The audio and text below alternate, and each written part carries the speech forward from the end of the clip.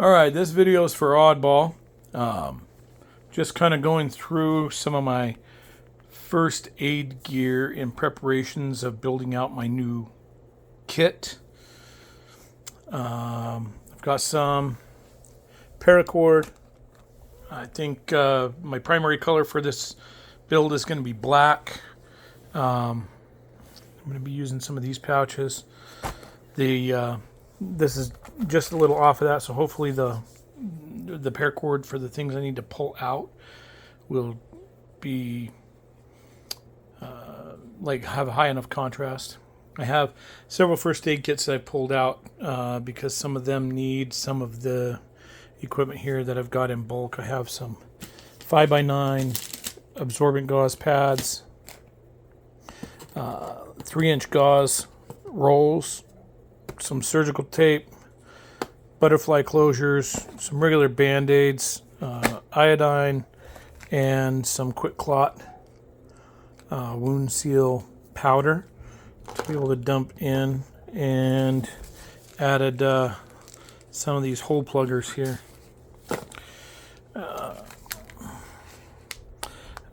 Some of this isn't necessarily going into the kit, but is designed. I'm updating these first aid kits. This is some Super Skin blister strips, and then I have some vet wrap. Got tourniquets, some decent shears. Haven't cut a penny in half yet, but they say they will. Radios. The orange one is just for cool. My gray one's actually going to be the one that's part of the kit, but I'm going to program both of them. So I have a home base unit that can communicate.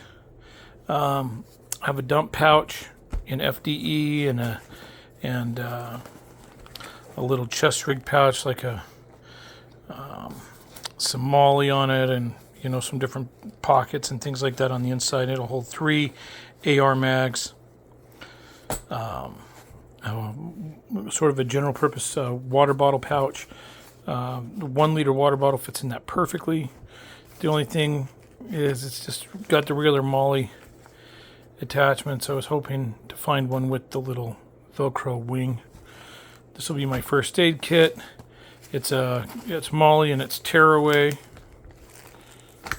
It's decent size. I think I can get everything in there that I need for what this kit is designed for. There's my my dump pouch.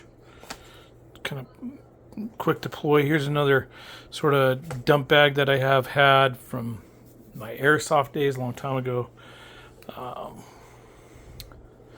have a small canister of pepper spray. I have a utility little pouch here. It's a little bit padded. The compass, like to ride in a rain, some more executive things that I might need, a Sharpie and some things like that may be in there. I don't know yet how that'll build out. A little thin, lightweight balaclava. I call it the ninja mask, just in case. Have the cold steel.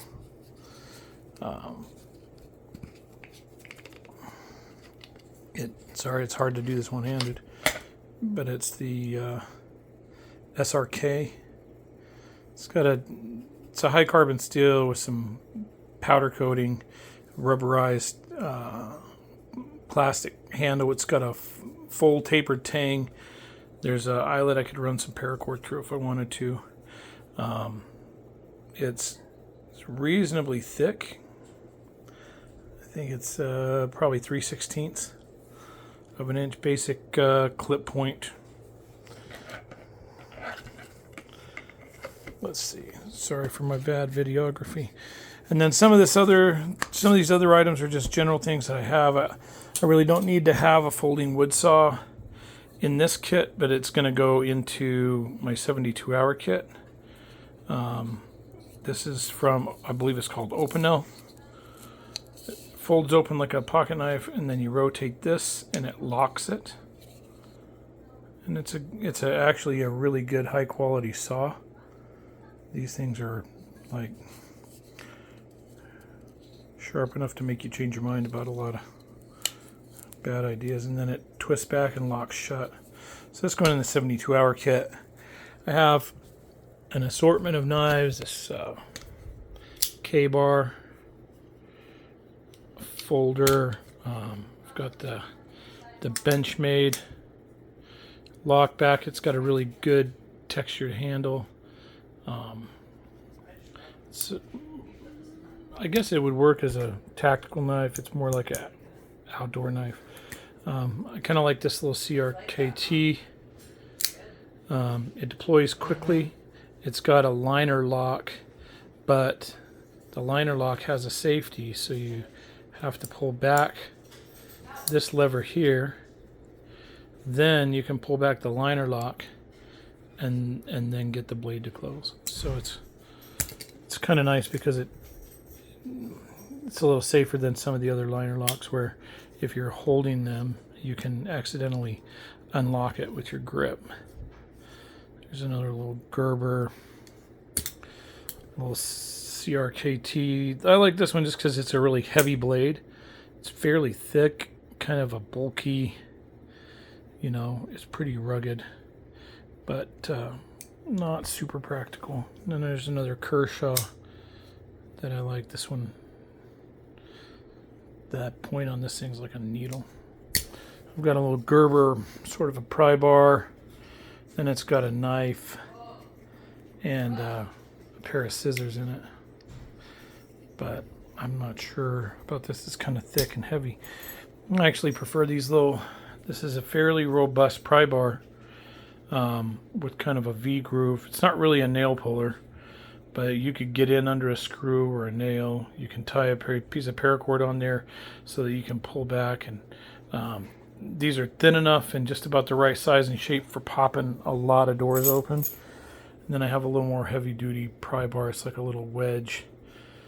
Same thing, it's got a spot for some paracord to go through there. They're small, they're rugged, they're very hard, but they're not brittle. Anyway, that's kind of the kit that I have so far. I have other stuff coming in, and I'm open to ideas and considerations.